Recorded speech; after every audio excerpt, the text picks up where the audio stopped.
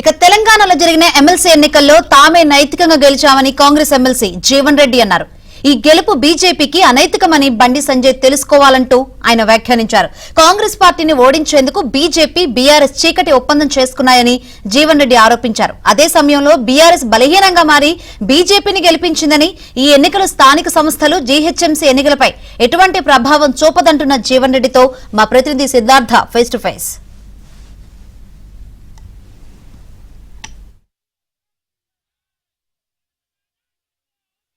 Graduate MLC స్థానాన్ని కాంగ్రెస్ కోల్పోయింది. దీనిపై మనతో మాట్లాడడానికి ఎమ్మెల్సీ జీవన్ రెడ్డి ఉన్నారు, ఆయనతో మాట్లాడదాం. సార్, మీ సిట్టింగ్ స్థానం, మీరే ప్రాతినిధ్యం వహిస్తున్నారు, చాలా ఎఫర్ట్ పెట్టారు, కాకపోతే ఓడిపోయారు. అసలు ఏంటి పొరపాటు ఎక్కడ జరిగింది?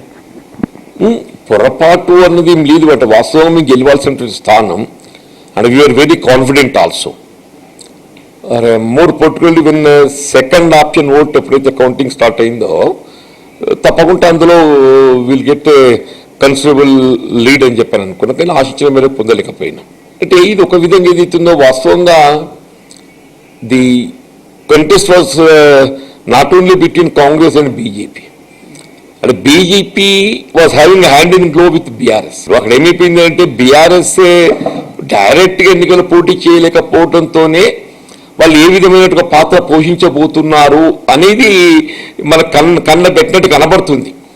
వాళ్ళు ఏదైతే how to get defeat Congress party అనే ఆలోచనతోనే వాళ్ళు ఎంతవరకు వాళ్ళ వ్యూహాలు పొందుపరిచిన తప్పేదైతుందో వాళ్ళకి ఎట్లా వాళ్ళ అభ్యర్థి ఫీల్డ్ లేడు. వాళ్ళకి కావాల్సిన కాంగ్రెస్ అభ్యర్థి గెలువకుండా చూడాలి. కాంగ్రెస్ అభ్యర్థి గెలువకుండా చూడాలి ఏం చెప్పారంటే రెండో స్థానానికి ఎవరు వస్తారో వాళ్ళని పుష్ చేయాలి. రెండో స్థానానికి ఎవరు పుష్ చేయాలి. ఏదైతే BJP is apparently is national party, రేపు ఏదైతుందో వాళ్ళు కలిసి పనిచేసుకోవడానికి అవకాశం ఉన్న పార్టీ కాబట్టి ఏదైతుందో ఇన్వే BRS BJP joint combined together వాళ్ళు క్యాంపెయిన్ చేసుకోవడం కానీ అంతర్గతంగా ఏ విధంగా ఓటు రాబట్టుకునే ప్రయత్నం చేయాలి. ఇదంతా చేయడంతో ఏదైతుందో it's very small margin, 5,000 votes is not big. అంటే almost is only 2% of vote తేడా, 2%.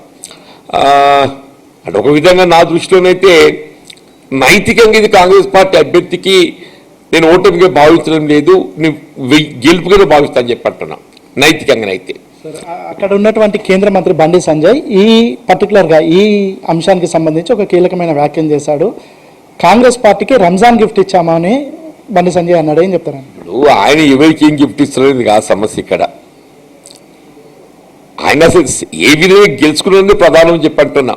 అసలు ఏమిటో గెలిపే అనైతికం అని చెప్పంటున్నా. మీరు ఎన్నికల ప్రచారం ఏ విధంగా ఏంటి, ఒప్పందాలు ఏ విధంగా ఉండాలి ఏంటి అనేది ఆలోచించాలి. ఇక్కడ మన కళ్ళ పెట్టినట్టు కనబడుతుంది. కానీ మీరు ఏ విధంగా బీఆర్ఎస్ తోని చీకటి ఒప్పందం కుదుర్చుకొని ఏది ఇస్తుందో కాంగ్రెస్ గెలుపును నిరోధించాలి, ఆపాలనే ప్రయత్నం చేసిందో ఎవ్రీబడి నోస్ ఇట్. సార్, ఆ నియోజకవర్గాల్లో కేటీఆర్, కేసీఆర్, కవిత, హరీష్ రావు వీళ్ళందరూ అదే నియోజకవర్గాలకు సంబంధించినటువంటి వాళ్ళు. అయినప్పటికీ వాళ్ళు అభ్యర్థిని పోటీ పెట్టకుండా బీజేపీ కోసం అంత సాక్రిఫైస్ చేస్తారని అనుకోవచ్చు. అసలు ఎట్లా అర్థం చేసుకోవాలి దీన్ని? It is not sacrificing for BJP. ఇక్కడ ఏదైతుందో కాంగ్రెస్ ను గెలవకుండా చూడాలి వాళ్ళ లక్ష్యం. కాంగ్రెస్ ను గెలవకుండా చూడాలని వాళ్ళ లక్ష్యం. దానికి ఏ మార్గాన్ని ఎంచుకోవాలి? వాళ్ళు బలైన మంచిదే. మన పార్లమెంట్ ఎన్నికలు ఏం జరిగింది? వాళ్ళు బలైన మంచిదే కానీ ఇది కాంగ్రెస్ పార్టీకి వెళ్ళకుండా చూడాలి. ఇప్పుడు చివరికి ఏమైపోయింది? పార్లమెంట్ ఎన్నికల్లో కూడా బీఆర్ఎస్ బలైపోయింది, కాంగ్రెస్ ను నిరోధించగలిగినారు. ఇప్పుడు కూడా ఏంటి, వాళ్ళు బలైపోతూ కూడా ఏది ఇస్తున్నదో కాంగ్రెస్ ను నిరోధించగలగాలి.